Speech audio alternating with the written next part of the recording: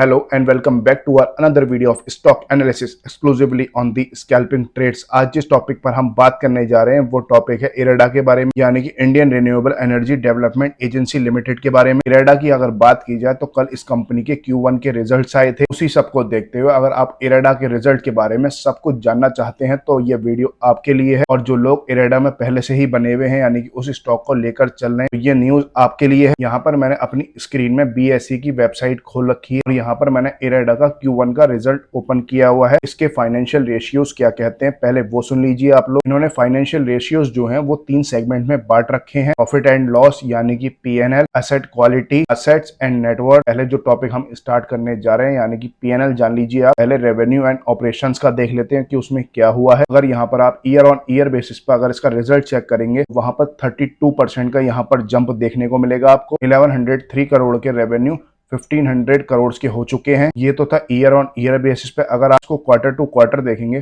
तो 1300 करोड़ पे 1500 करोड़ के निकल कर आएंगे आपके सामने। यहाँ पर आपके लिए बहुत अच्छा जंप है। और उसके बाद अगर आगे बात करें यानी कि प्रॉफिट आफ्टर टैक्स यानी कि जिसको पैट कहा जाता है, यहाँ पर जो जंप है वो 34% का है यानी कि 295 करोड़ के आगे 345 करोड़ का है। और यहाँ पर आप अगर क्वार्टर टू क्वार्टर इसका रिजल्ट चेक करेंगे उसमें भी 10% का जंप है। यहाँ पर एक चीज तो कंफर्म है, यहाँ पे कंपनी की फाइनेंशियल्स भी अच्छे हैं, Q1 रिजल्ट्स भी अच्छा आया है, प्रॉफिट भी अच्छे हो रहे हैं, जिसकी वजह से ये शेयर आपको अच्छा रिटर्न बनाकर दे सकता है आने वाले टाइम के अंदर। बात सेकंड सेगमेंट है एसेट क्वालिटी का, यानी कि जो आप पैसा डाल रहे हो वो कितनी क्वालिटी का है। और यहाँ पर पहले GNPA की बात करें तो 1400 करोड़ से घटकर 1385 करोड़ के रह गए हैं, यानी कि डेट कम बढ़ रहा है कंपनी के ऊपर और कंपनी का फ्री फ्लोट है वो ज्यादा बढ़ रहा है। तो उसी के बाद अगर आपको परसेंटेज बेस पर देखना है तो ये परसेंटेज बेस पर जो आपका निकल कर आएगा यानी कि ऑन एन एवरेज 3% से निकलकर 2% पे आ चुका है, जो कि बहुत अच्छा माना जाता है। इसके साथ साथ अगर आप NNPA की भी बात करेंगे 1.6% से घटकर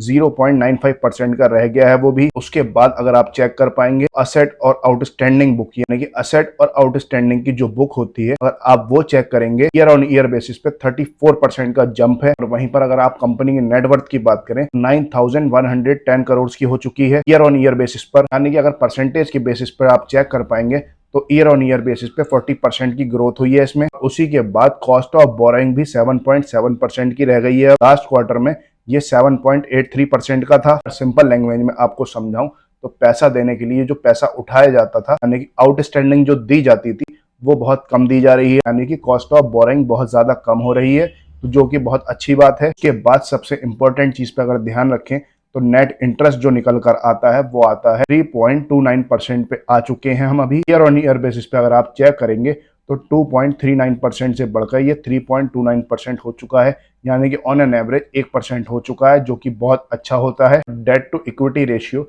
यहाँ पर बहुत हल्का सा बढ़ा है, यानी कि थोड़ा सा ही जंप है, बट ओवरऑल परफॉर्मेंस कंपनी की बहुत अच्छी है, फाइनेंशियल्स बहुत अच्छे हैं। वहीं पर अगर इस स्टॉक में ओवरऑल परफॉर्मेंस की बात करूं तो ओवरऑल ये स्टॉक बहुत अच्छा है आपके लिए, आप लोग इसमें बने रह सकते हैं, यानी कि जो इसमें एग्जिस्टिंग बायर्स हैं वो भी बने रह सकते हैं, इसको सेल ना करें।